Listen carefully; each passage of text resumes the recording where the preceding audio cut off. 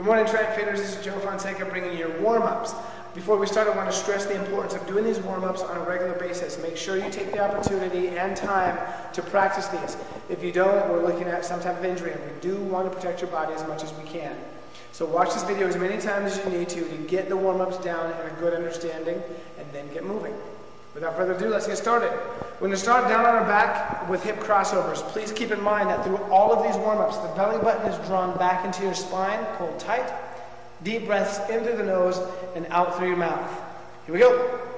Hip crossovers, we're going to start down on your back. The positioning is belly button drawn down into your spine, hands down, palms on the floor by your hips.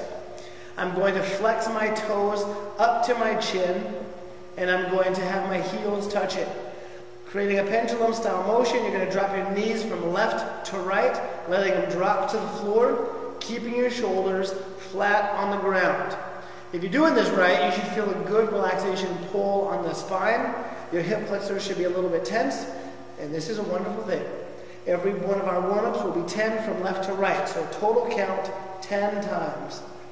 Next piece that we have is the glute bridge. So staying in the back of virtually the same positioning, we're going to draw our feet shoulder width apart, keeping the toes flexed back to your shin. Palms stay down on the floor. Here we're going to audible using the inner abdominal wall. So an audible would be POW, P-O-W, loud as you can, aggressive. The goal here is you drive your hips up to the floor, squeezing your belly button back to your spine, and at the top of the move, you're going to squeeze your gluteus maximus or your rumpus.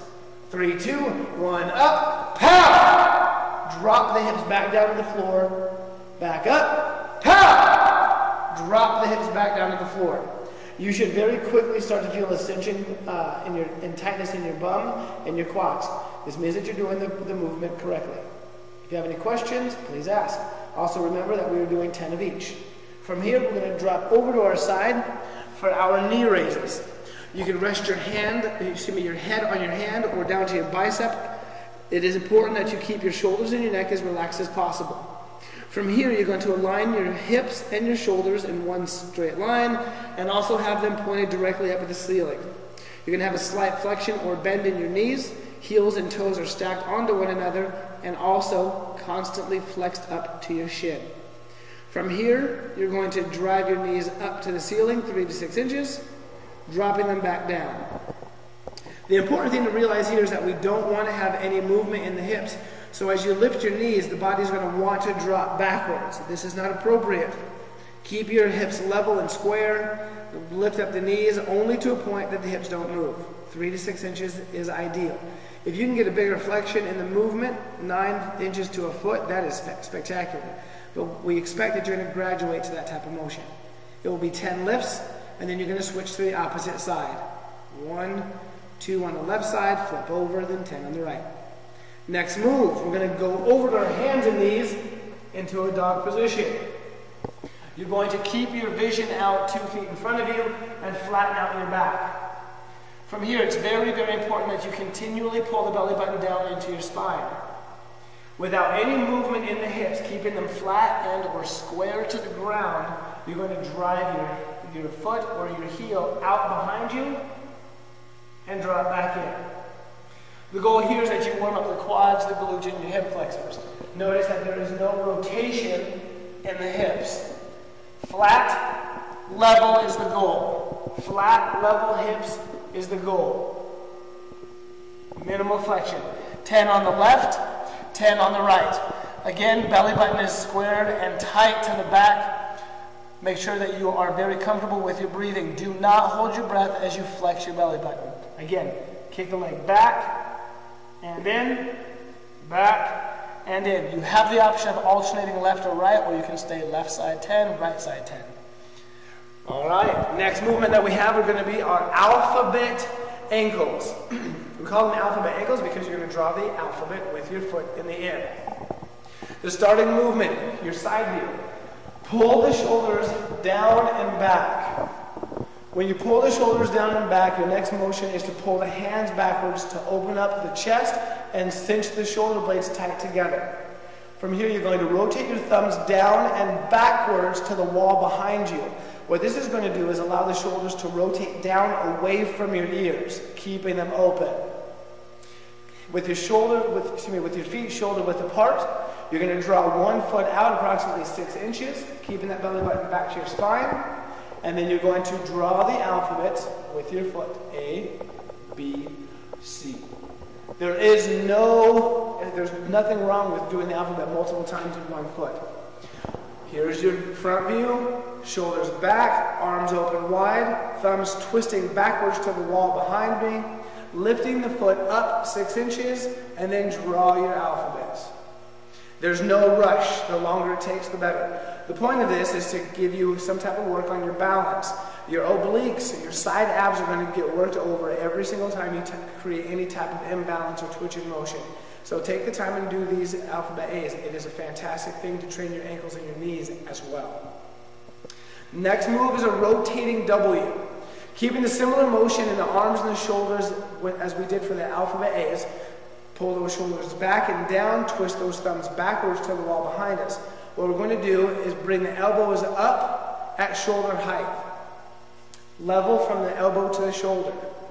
We're going to take the elbows back and squeeze the juice with our shoulder blades, nice and tight. You're going to rotate your arms up, point them at the ceiling. There is no benefit whatsoever of over-rotating your arms. So, movement here is to rotate them up straight. Do not over-twist. This is unnecessary shearing force on your shoulders as well. Bad idea. Motion is draw back, squeeze tight, rotate up, back into rest position. Level, squeeze tight, rotate up, back to rest position. You should hold the squeeze position and up at the top for approximately 3 seconds, then drop back in. Again, like everything else, it is a set of 10. The next move that we have is going to be our pop stir. Taking your feet slightly wider than shoulder width apart, keeping that belly button pulled back to your spine. You're going to draw your knees up to your stomach. So what you're going to do is create a flexion in your quadriceps, the front of the legs. You're going to take a large deep breath in. As you take that deep breath in, your hands are going to go up to the ceiling, palms facing into one another. Once your hands reach the top, you're going to exhale, keeping the hands up, ears inside your biceps into flat back. Hold for 3 seconds, driving your bum to the wall behind you. Let the body hang, fall down to the ground. I'm keeping my knees pulled up to my chin, my quads are still flexed tight. Side view. From here, you're going to grab hold of both of your elbows. You're going to swing 3 times to your left. 1, 2, 3, release. Right hand is going to cross over the left ankle. Point your left hand to the sky. 3 seconds. Drop it down. Grab the ankles. 1, at the elbows. 2, 3. Left hand is going to go to the opposite side. Here's your move again.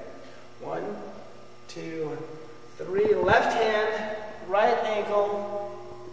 Reach for the sky. 2, 3. Drop back down and repeat. Now, here's the interesting thing about me doing these for you and showing you the moves. You're noticing that I don't have a huge range of motion. So if you can't quite yet reach your ankle, then grab your knee or your calf or your shin. Grab hold of a part of the leg that's going to allow you to really pull yourself down, get a good flexion in the body, and a good deep stretch. The farther you can grab, the better it's going to be. But no one's judging you if you can only grab your knee. The next move that we have is going to be our warrior stretch. This is going to be a little bit more complicated, so please take the time, watch, repeat, and then practice. The warrior stretch is going to start us out with our feet still double shoulder width apart, nice and wide. We want to keep a good wide stance. You can either step forward into a forward lunge, or you can step backwards into a backwards lunge. The goal here is no matter what direction you choose to travel, you always keep your knee behind the front toe. So front knee behind front toe. The moment it overpasses the front of the toe, you're going to have shearing force and it's going to have some severe knee problems. All right? So here we go. I'm going to go with a forward lunge. Big, deep, wide forward lunge. I'm still wide with my feet, shoulder width apart. I did not step in behind one another, so I'm not tight roping. Creates imbalance and you'll fall over. So with a nice wide forward stance, my left knee is forward, so I'm going to lead up with my right hand, drop it down to the ground, I'm using a yoga block for short reach. With the right hand on the ground, my left arm is going to come through my knee and my elbow, reaching under the arm. 2, 3 second hold, and then drive it up, point it at the sky. 1, 2, and 3. Drop the hands to the ground or your ankles. Trace your leg all the way up to your knee or your quad. Square up the shoulders to the wall behind you. Drive the weight back on the front heel, straightening out the front leg. Hands are on the quad. The right hip, opposite side, is driven forward. Putting the weight back on the hips, getting a good deep stretch on the back of my hamstring. Count 3 to 5 seconds. Return the foot to the floor. Bend the front knee. Shoulders go back straight to the sky.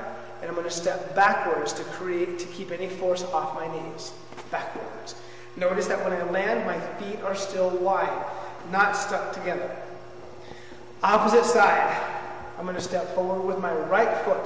If I step forward with my right foot, that means that the left hand is going to go down to the ground. My right arm is going to cut through under my arm. 2, 3, right back up to the sky. 1, 2, 3, drop it down to the leg. Trace up to the quad. Square up the shoulders. Hip is driving forward. I'm going to rock my weight back. Once I get good balance still, I'm going to pull my toe up to the sky, lean forward on it so I can get a good, deep, solid stretch on the hamstring. 2, 3, toe to the ground, bent knee, shoulders up, step back, good balance, feet are nice and wide. Through this, I'm keeping my belly button nice and tight. The most important piece about all of this is that you understand the movement and you practice them. Take the time, feel comfortable with each of your warm-ups. That way, when you show up to our workout, you're ready to go. If you have any questions, please feel free to email me, info@triumphfit.com. Or those of you that are already signed up, please feel free to give me a call. Yours in success, Triumph Fitness.